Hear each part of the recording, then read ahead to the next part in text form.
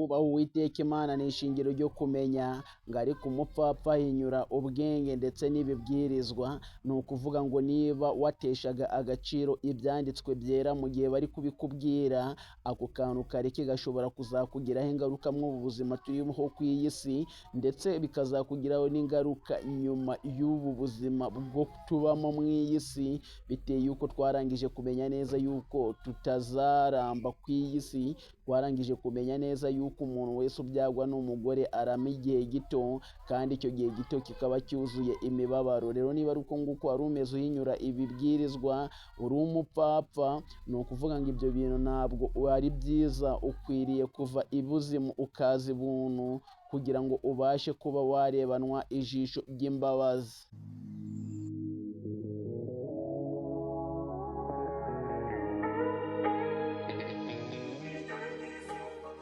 Mwana wanjye, jya wumva icyo so akwigisha, kandi we kureka icyo nyoko agutegeka. Rero niba wumvaga ibyo so akwigisha ariko ukareka ibyo mama wawe agutegeka, ni ukuvuga ngo wa mwana we, ntabwo byoroshye. Ukwiriye gukosora ukumva ibyo so akwigisha, ukumva n'ibyo nyoko agutegeka, kugira ngo ubashe kuba waramira mu gihugu cyawe, kugira ubashe kuba wabona umugisha w'ababyeyi. Niba atari uko nguko rero, umeze nk'umuntu uri gutema ishami uryicayeho. Ukwiriye kugaruka mu nzira, kuko aya magambo si njyewe wayanditse, kandi aya magambo si njyewe uyakubwiye, ahubwo ni ijambo ry'Imana riturutse muri Bibiliya.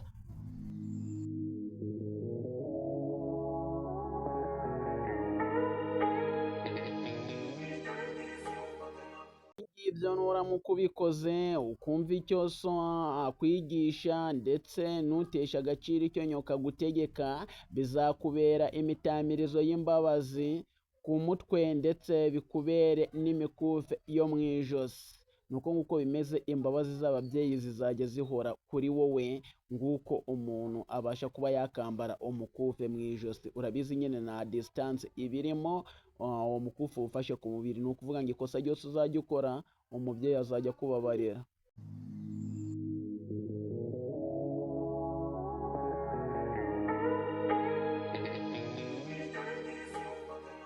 Mwana wanjye, abanyabyaha nibakosha ntukemere.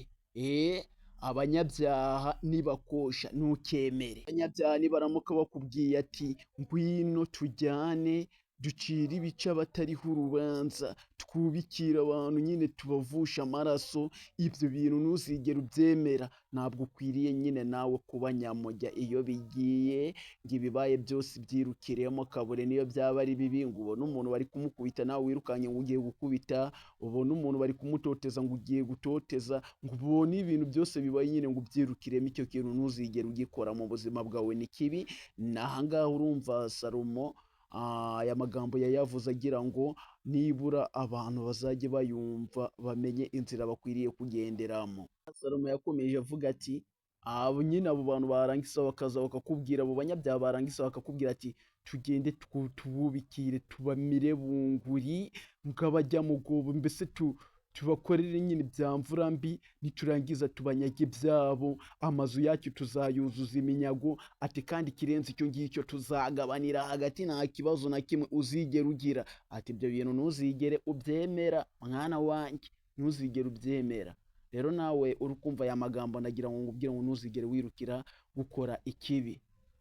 Bazakubwira ibyo ngibyo rero mwana wanjye, uzarinde ikirenge cyawe cyangwa se uzarinde ibirenge byawe kujya mu nzira yabo, kuko urumva nyine ni abantu babi, bagiye kuvusha amaraso, bagiye kwiba, bagiye gukora iki, bagiye gusambana, bagiye kuroga, bagiye. Abo bantu uzirinde, ntuzigere ujyana nabo. Uzarinde ibirenge byawe kujyana nabo, cyangwa se kubinyuza mu nzira zabo bari kunyura, kugira ngo amaraso yawe atagirwaho urubanza.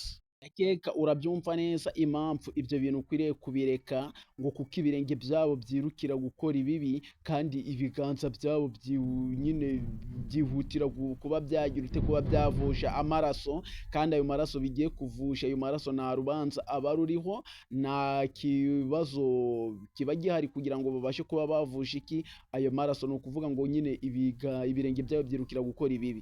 Abo bantu ntuzigere ugira ute, ntuzigere ujyana nabo. None ahangaha ijambo ry'Imana rikomeza rimbwira ngo utega umutego ikiguruka kiwureba abarushwa n'ubusa. Mu gihe warangije kumenya yuko abo bantu ari babi, mu gihe warangije kumenya yuko abo bantu nta keza kabo, mu gihe warangije kumenya yuko abo bantu bagiye guhohotera abandi, mu gihe warangije kumenya yuko uwo mukobwa ukundana nawe mugenzi wawe ari umusambanyi, mu gihe warangije kumenya ibyo byose, mwigishe kugira ngo ibyo bintu abireke, ariko ntazigera kugusha mw'uwo mutego ngo atume Satani ahabwa icyubahiro, kandi icyubahiro cyakabaye cyahabwa Uwiteka. Rwanirira Uwiteka Imana yawe kugira ngo ubashe kuba wahesha ishema umwami wawe, kandi ibyo ngibyo nibyo uzagira ute, nibyo uzahemberwa, uzagororerwa.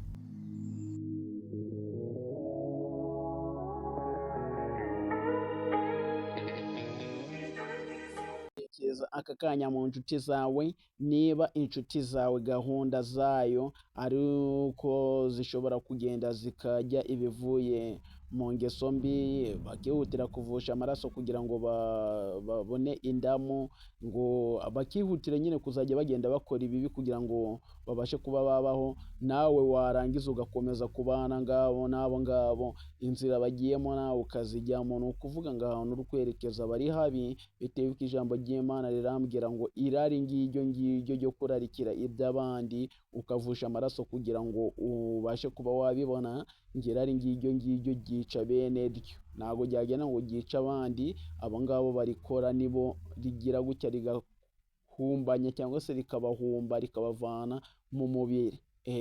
Kandi urumva yuko n'imbere y'Imana ntacyo uba uzigera usobanura. Ngaya rero namwe mu magambo nari naguteguriye, wagomba kumva aya magambo nasaza ukoreshe n'abandi bayumve, kugira ngo nibura tubashe kuba twarema isi yacu nzima itandukanye n'iya mbere, ndetse na nyuma y'ubu buzima tuzabashe kuba twabona ubundi buzima buzira umuze, ubuzima budapfa, ubuzima burimo amahoro, nguko tuzaba twaragize ute, twarabukoreye. Ntuzigere wifatanya n'abakobanyi, ntuzafatanya n'abantu babi kugira ngo nawe utazahinduka ugakora ibibi.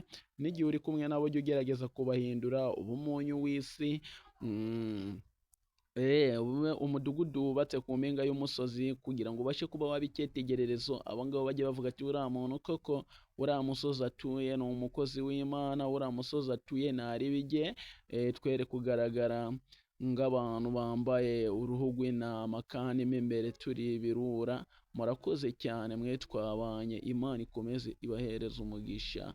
Nawe ubutaha ku yandi magambo ashobora kutugirira umumaro avuye muri Bibiliya. Murakoze, Imana ibarinde, ikomeze kuturindira igihugu, irinde n'ibihugu by'abaturanyi. Murakoze cyane.